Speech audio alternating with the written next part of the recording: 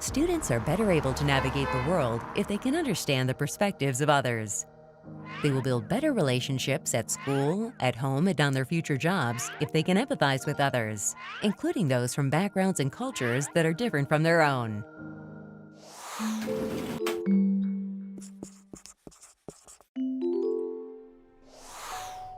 When we talk about social awareness, we're talking about our ability to understand others and how they feel. So in social awareness, we're talking about the ability to take the perspective of others, to think through how other people might feel in a certain situation, to appreciate diversity, to recognize emotions, to read body language, really to understand how other people may fit into the bigger picture. Social awareness is being empathetic towards someone else or the people around you.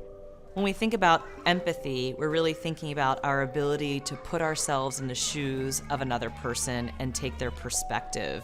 And it takes intentional work. We also know appreciating diversity and showing respect for others is a critical part of social awareness. I think it's a good opportunity to have a conversation with your children, that there are people that are different from us, and that our response to them should be the same, because we are all humans, we all have differences, and it's important to embrace the differences that we all have. And I think modeling as a parent, opening a door for someone that may be disabled, or helping someone that's elderly with their bags and putting their bags into their trunk. Just different things that we as parents, we can model to children so that they feel comfortable knowing that it's okay to do. How would I feel is an important lesson to be talking with our young people about all the time. And not just our young people, our older students and adults. We all need to be thinking about how might that feel if I were in that situation. So if we're actually teaching that in school, what does that mean? You can start with your friend. What is Sarah thinking right now?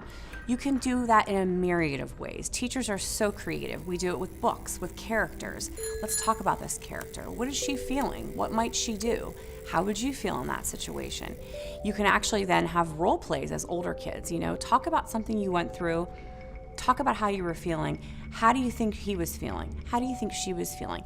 Have that be a continuous part of conversations. And this doesn't have to be a separate social emotional lesson. It can be history, English, even math, you name it. There's always a way to talk about how others are feeling and thinking and how you could work more together.